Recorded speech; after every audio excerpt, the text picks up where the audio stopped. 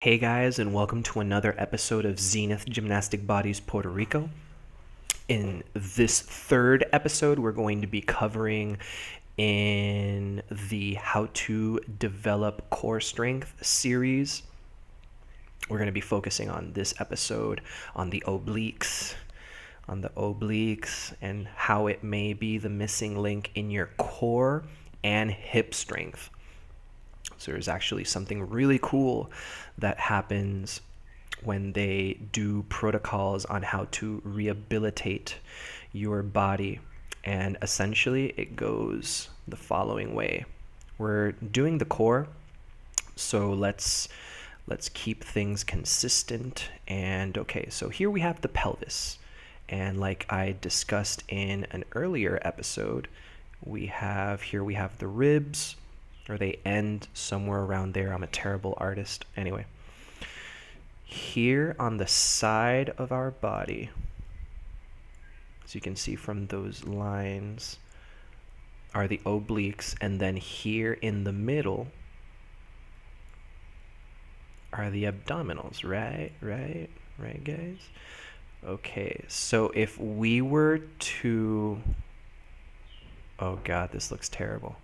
Anyway, this is rich. Anyway, so if we want to troubleshoot something occurring in the core, we want to look at number one, the core, but we also want to look at the bottom structures too, like the hip.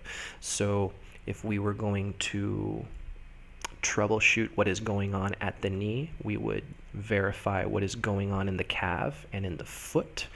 And we would also check higher up in the thigh and in the hip to see what is contributing to dysfunction at the knee. So if we have any dysfunction going on in the core, we can trace it to either something going on in the quadriceps or the thighs, or the buttocks, the glute muscles, or at the abdominals or obliques.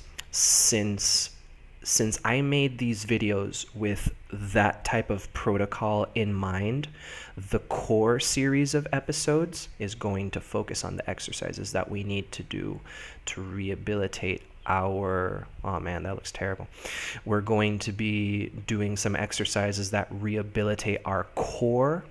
Okay, so that's everywhere from here up. And then we have in the lower body strength and also mobility videos, we're going to be focusing on some exercises that help us down here. So we're going to cover all the bases on that one. But in this episode, we're going to be focusing solely on obliques. So as you can see here, I assume a side plank position, and for the most part, I am straight. Your individual proportions and also the position of your feet and your arms will make you have a particular shape. So you want to be predominantly straight.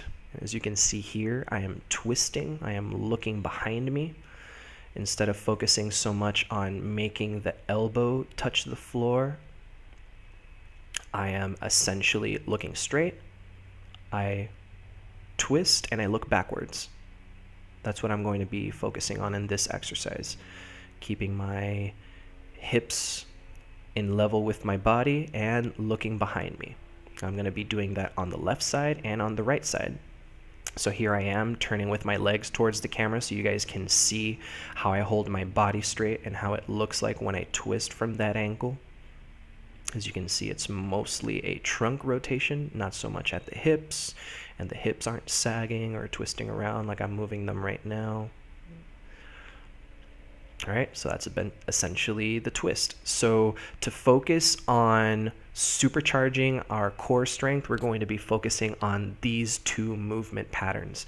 The first one is twisting, which you could see that I did from an elbow side plank. And then here is the arching or the bending sideways, which I am doing from a side plank. And I'm doing two variations, one where I had my hand at my side and then another one where I'm moving my hand here ever so gracefully. You can pick to do either or, My preference is to do it with my hand on my hip, not for matters of elegance, but just because it's a little hard for me to feel where my hip is at. So I put my hand there. As you can see, I put my hand there so I can tell if I'm bending upwards as if as I'm demonstrating right here, or if I'm straight on. Okay, so pretty straightforward, right? Very straightforward. So focusing on these two movement patterns, we're going to supercharge what work we're doing on in our abdominals, and it'll also help us a lot with our hip mobility and hip strength exercises. There will be some exercises from core that will have a lot of crossover and bring strength to our lower body movements. And there are also some exercises that will be shown later on in the hip mobility and flexibility exercises that help these exercises that we're doing for our core. So essentially, doing core with legs is the perfect combination, but we have them segmented on 3 different days just so we can focus on each segment and do the most quality work possible. If you contract a muscle group, it develops.